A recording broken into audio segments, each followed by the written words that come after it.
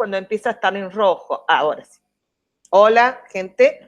Vamos a empezar la bibliografía oral, el núcleo 4 de Historia Social de la Educación, que no es más ni menos que el mundo capitalista. Nosotros ya hemos hablado del concepto modo de producción, está en el texto de leer la educación en diacronía, así que no voy a volver a conceptualizar el tema, pero sí recordarles que habíamos dicho dos cosas en particular.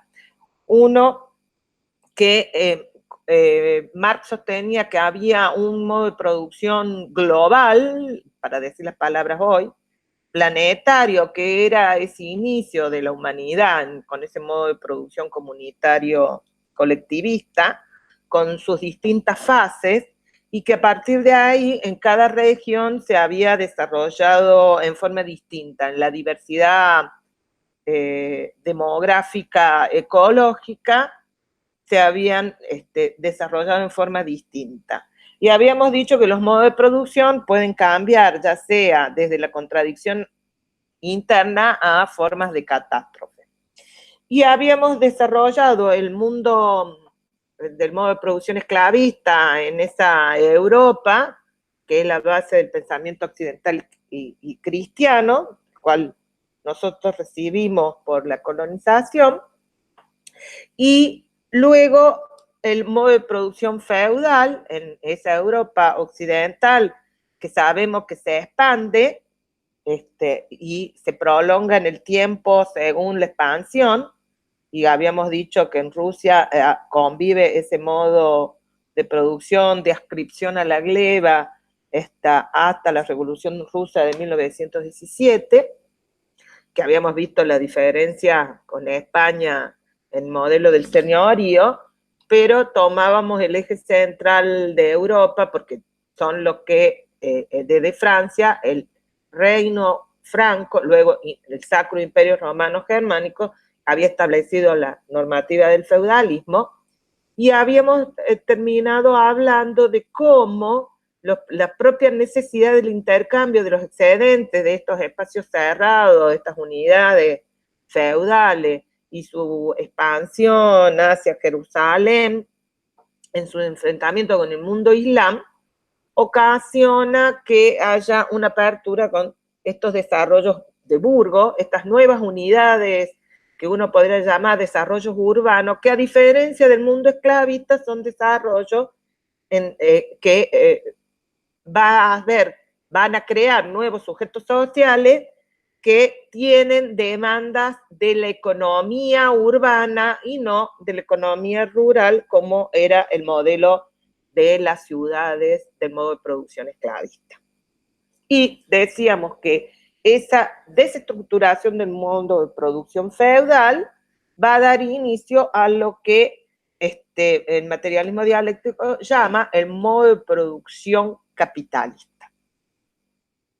Que para los positivistas y las formas tradicionales que hemos aprendido en la historia suele llamarse el inicio de la Edad Moderna, y se pone como fecha ahí clave la caída del imperio, la caída de la capital del Imperio Romano de Oriente, que no es más ni menos que Constantinopla. De alguna manera podríamos también llamarla, como se la llamó, como colonia, pequeña colonia griega, Bizancio, nombre que retoma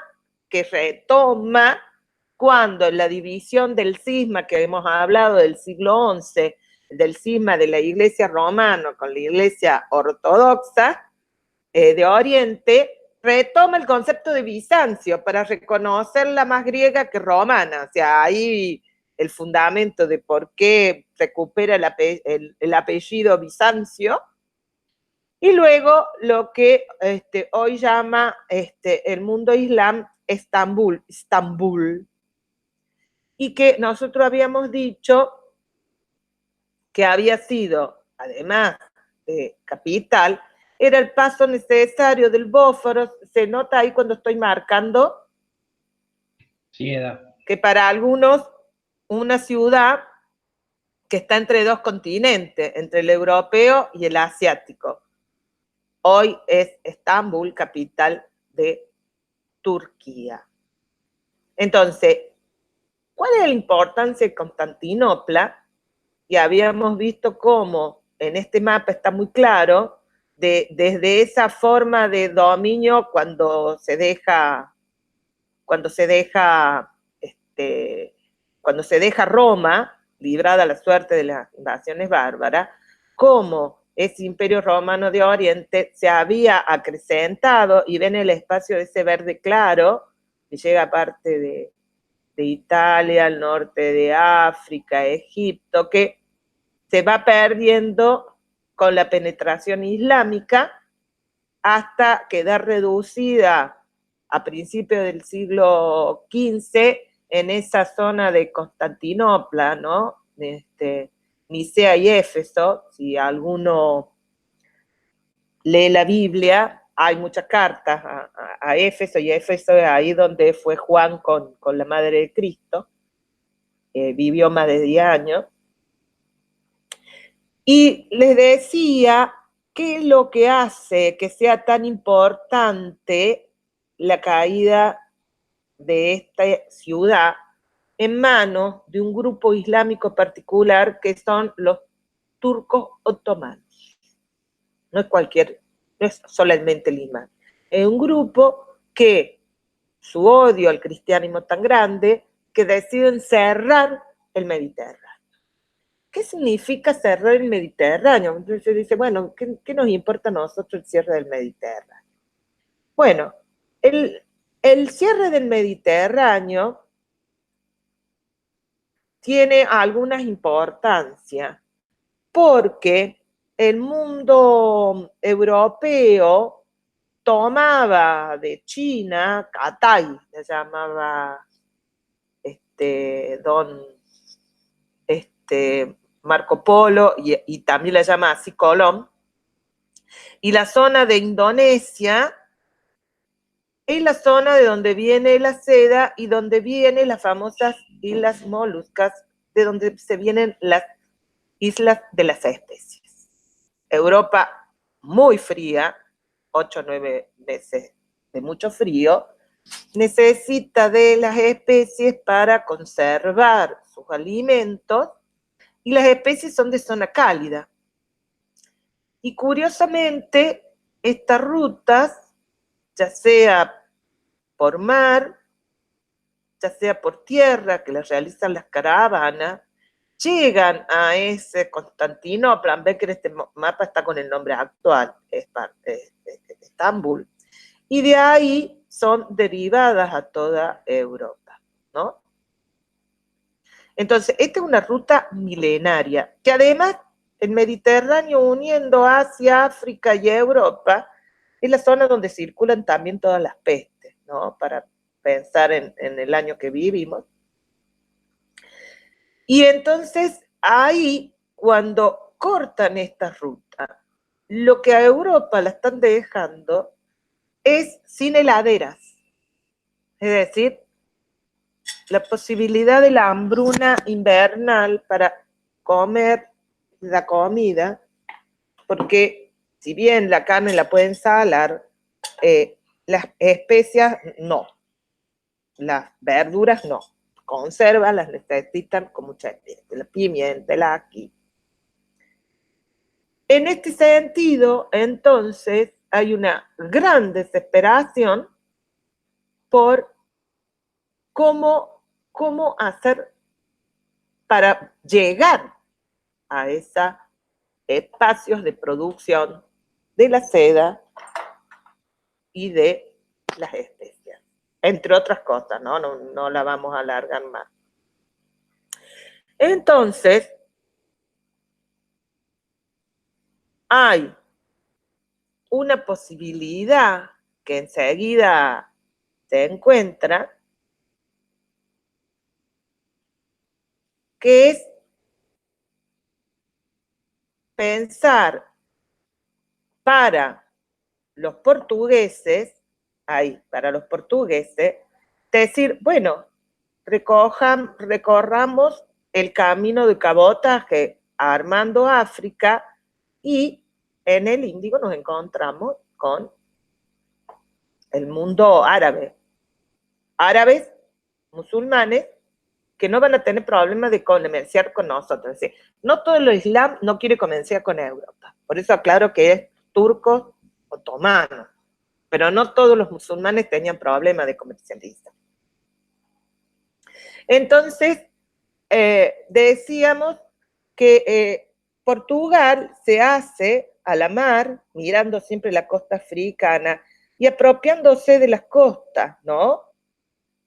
Y esto ya van a ver por qué es vital, especialmente porque tenemos, digo, por adelantarle, fíjense en este punto de Niumi a África, a América, parte de lo que va a ser la colonia americanas de los portugueses.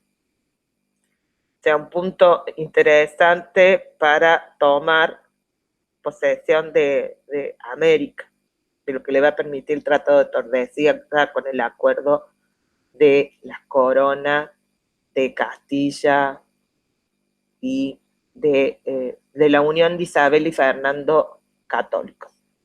Bueno, entonces, lo que tenemos acá es un mundo que por su necesidad comercial se abre a nuevas rutas. Y no es casual que cuando pensamos el modo de producción capitalista, digamos que la primera fase de acumulación de riqueza del capitalismo se la llama fase mercantil. A algún mayor de la familia o a algún mayor que curse esta carrera, sabrá que en algún tiempo vos recibías el título de perito mercantil en el secundario. Te especializaba en el comercio. Entonces, lo mercantil da cuenta de este espacio de acumulación de riqueza por el comercio. Esto no quiere decir que deja de existir el feudalismo, no quiere decir que deja de existir hombres libres, no quiere decir que deja de existir esclavitud. Dice, es lo que mayor acumulación de riqueza hay. Y obviamente en la posibilidad de aquellas regiones donde se puede salir a la mar, es decir, los desarrollos navieros. Justamente, si hay algo que tenemos que reconocer en este mapa que estamos manejando, bueno, no, antes de mostrar este mapa voy a volver a un tema que me parece que es importante volver a recuperar por la duda si no se acuerdan, es esto. Esta zona que nosotros estamos viendo, que yo les marco, donde está Córdoba, Málaga, esta zona, este sur, ¿sí?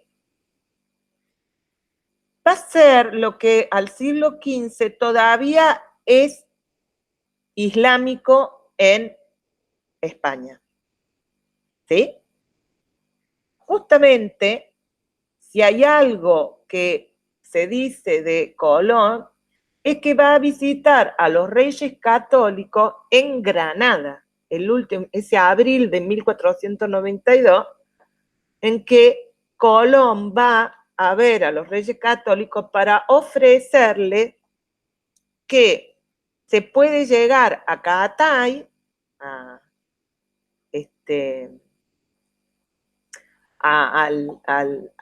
los territorios de la seda, de las especies, se puede justamente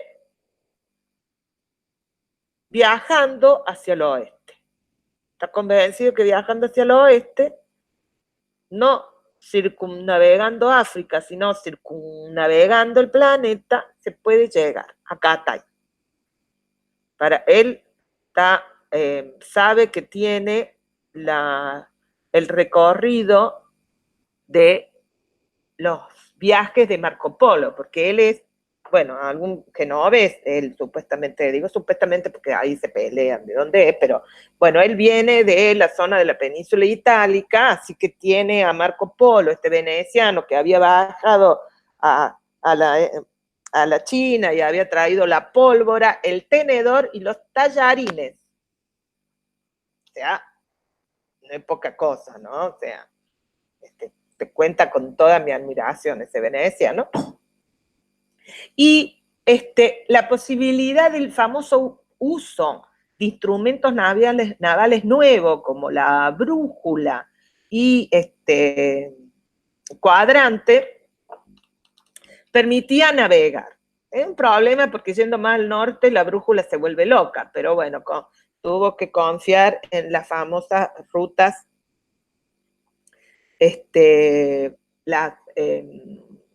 no me sale el nombre ahora, pero vieron las corrientes, eso, las corrientes juntas, las corrientes del mar que arrastran, ¿no? Un poco el viento y un poco las olas. Entonces, en ese 1492, Colón, que negocia un contrato con la reina Isabel de Castilla. La reina Isabel, no existe España, aunque nos hagan creer que había una España. Existían los reinos de España. Y el núcleo de los reinos de España había sido el casamiento de la reina de Castilla y León con, en su momento, el heredero a Navarra y Cataluña. Y digo en su momento porque esta mujer, Isabel, cuando se ve que va a ser reina, sabe que sola no puede gobernar, en términos que no le van a dejar los hombres, los varones. Y entonces ella tiene que pensar en buscarse un marido que la acompañe. Y tiene varias opciones, mira para todos lados y dice, ¿qué puedo elegir? ¿Qué hay en el mercado matrimonial que me ponga a tino? Y entonces tiene varias opciones. Una de esas opciones es justamente el rey de Portugal, Manuel. El rey de Portugal, ella tenía 17 años en ese momento, miren lo que estoy pensando, 17 años, y dice, bueno, opto por el rey de Portugal. El rey de Portugal primero tenía como 50 años, y ya había estado casado y tenía hijos. Entonces ella sabe que si se muere, su marido puede reclamar el trono. Y entonces Castilla quedaría vinculada a Portugal. Entonces, no le gusta mucho la idea de unirse a no le gusta, sinceramente, unirse a este hombre mayor y la posibilidad de unirse a un hombre mayor. Cuando se da vuelta, ve que en Navarra hay un joven de 15 años, Fernando se llama, que es príncipe, que va a heredar, y de alguna manera, más joven que ella, lo puede domesticar. Isabel lo tiene 2 años preso a Fernando, porque se quiso hacer el gallito. Y fue mal, pero bueno. Bueno, la cuestión que en el negocio del reparto de España, Fernando y Catalina, Fernando e Isabel van a terminar la reconquista y repartirse el sur, y es ahí en pleno apogeo que Colón va a hablarlo. Fernando no le interesa mucho porque Fernando también tiene algunos terrenos en la parte mediterránea. Fernando VII tiene algunos terrenos. Si ustedes van al Atlas Histórico Mundial de Dubí y buscan en el capítulo de los tiempos modernos, ¿se acuerdan que yo no les doy los números de página porque no tengo la edición de ustedes? Yo tengo una edición de soporte papel, entonces no no puedo decirle qué página es, pero sí le puedo dar el título para que lo encuentren, el capítulo de Tiempos Modernos, de 1450 a 1789, sigue una cronología positivista.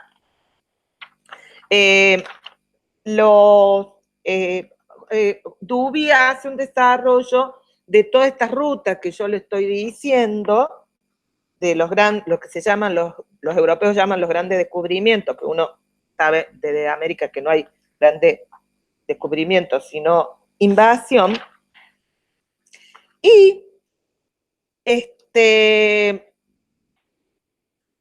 la posibilidad de mirar, Fernando VII tiene parte de lo que se llama la corona de las dos Sicilias, o sea, lo que sería el reino de Nápoles y Sicilia, y Cerdeña, y Baleares. O sea, el imperio aragonés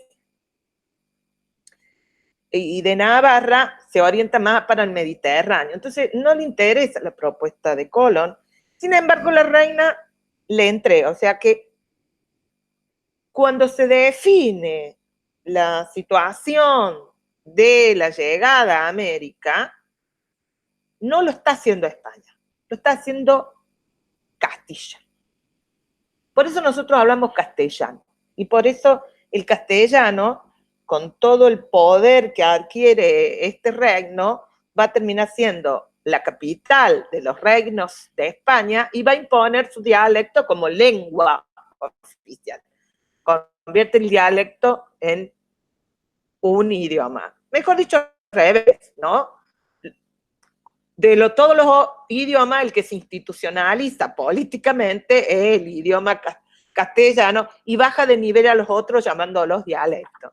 Esta es la verdad, ¿no? O sea, son formalismo, pero tiene que ver siempre con cómo la institucionalización, digamos, lo instituido termina siendo decisiones políticas, pero tiene que ver con la fuerza, el desarrollo de las fuerzas productivas, o sea, tiene que ver con esa fuerza, con los desarrollos materiales. Bueno, y decía, en esa situación, España y Portugal, siendo las dos cristianas católicas romanas, hacen un acuerdo de cómo dividirse el mundo y hay justamente un mapa bellísimo que tiene ¿Quiere que Duby. lo muestre, Eda? Ah, y lo tenés a mano y Sí. le da la página a los compañeros, en cómo se dividieron y queda muy claro, tomando no un mapa bidimensional que alejamos las distancias, sino en un mapa que permite mantener la circunferencia de la Tierra, ver cómo ese Ñumi que mostrábamos en el mapa, el que estamos mostrando, ¿no? Lo estamos viendo todavía, ¿sí? Estamos viendo, sí, el mismo que estaba poniendo usted. Bien. Ese Numi está más cerca de esa parte de lo que hoy llamamos Brasil, que le tocó por el Tratado de Tordesillas a España, ¿no? Es maravilloso. Tratado que se da a los dos años del primer viaje de Colón, de 1492, porque el tema, fíjense, no era este mundo encontrado, que después por Américo Vespucio se va a llamar América, sino que lo que le preocupaba es la línea del este, es decir, la línea del Pacífico, las líneas de donde se podía tomar las famosas especias y el encuentro con China. Bueno, esto, sinceramente, era un problema, pero ya Portugal había conseguido algo maravilloso, también para los europeos que van a tener colonias en América, también maravilloso para ellos en términos de la incorporación de tierras de lo que hoy sería Brasil. Lo maravilloso que encuentran, y este es importante por este punto, es el comercio de esclavos, ¿no? Aprovechando las contradicciones internas del mundo africano, las disputas étnicas,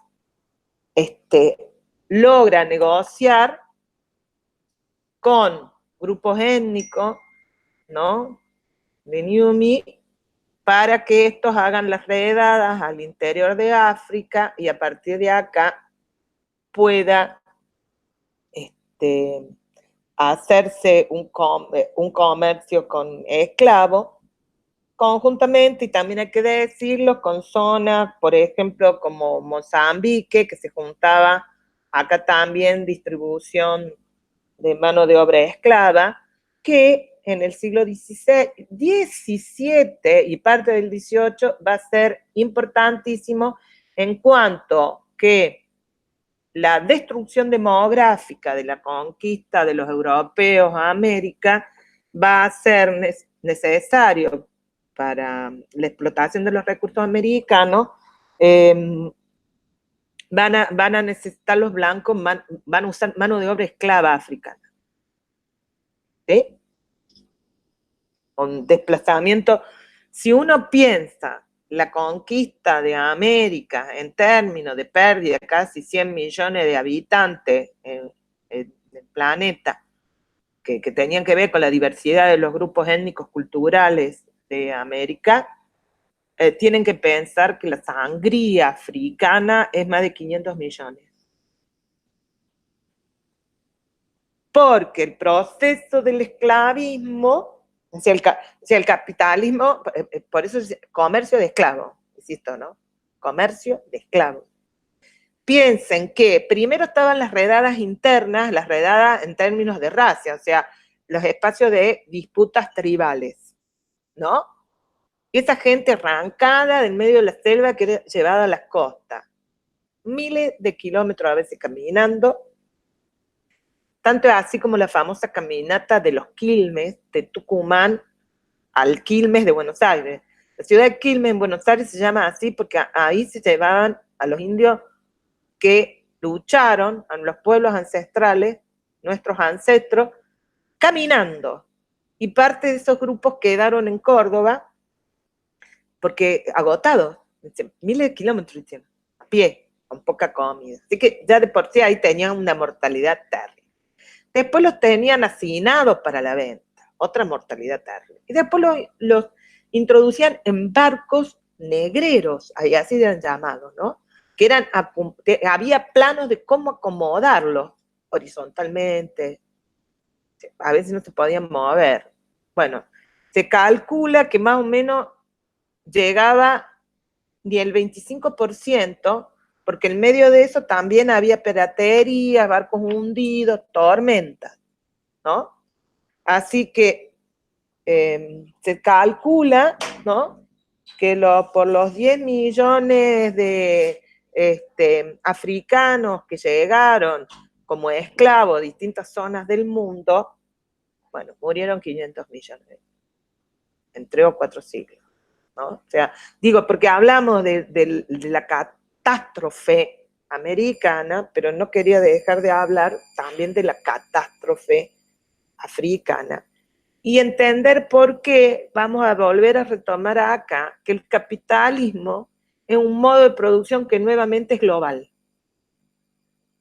O sea, cuando hablamos de modo de producción capitalista, vamos a incorporar todo el mundo, el planeta completo, solo que en condiciones de posiciones de centralización y periferia en términos de las redes económicas. Cuando digo redes económicas, hablo de la relación de la producción de materia prima, de la elaboración de materias primas a mercaderías, bienes de consumo, a comercialización. ¿Sí? O sea, de los 3 niveles de la economía. Entonces, modo de producción comunitario, colectivista, primigenio, es global, no hay que hablar ahí de migración, sino de poblamiento del mundo, ¿no? O sea, digamos, pueblo originario, la especie humana es solo de África, y se va poblando. Sabemos que en América no hay restos más antiguos de 40.000, así que sabemos que son Homo sapiens sapiens. Esto lo explica la primera película de la Era del Hielo para los niños, lo explica muy bien, el paso de un calentamiento de la Tierra, de un polo glacial. Después tenemos, digamos, la diversidad de modos de producción americanos entran entre comunidades colectivistas de apropiación directa a desarrollos urbanos en modelos de colectivismo diferenciador, es decir, desestructuración jerárquica y disputas étnico-lingüísticas, o sea, tipo micénico-aqueo, especialmente en esos desarrollos urbanos conocidos, que son, por un lado, lo que se llaman las polis mayas, que a la llegada de españoles no hay ningún en desarrollo, el modelo confederativo tributario azteca, que son conocidos los mexicas de lengua náhuatl de la ciudad de Tenochtitlán, o la forma de un imperio integrador con una cierta redistribución del famoso ayú, la unidad tripartita, entre qué es consumo propio y los controles del gobierno civil y el gobierno religioso, pero que a su vez no son de consumo propio, sino para entregar, digamos, el consumo de ejércitos, cuidados generales, de, por ejemplo, terrazas y canales, y el mundo religioso que tiene almacenes para el caso de zonas con necesidad. El imperio inca, nadie muere de hambre, y cuando había algún terremoto, la niña o el niño, alguna inundación o alguna sequía, los pueblos eran sostenidos con esos alimentos que estaban en esas reservas. O sea, esa diversidad, porque América es muy grande, imagínense, vemos diversidad en Europa, que es así chiquita, imagínense en América que es tan grande, va a encontrar una nueva punta de planetarización a partir del modo de producción capitalista, que es lo que vamos a discutir en el próximo capítulo.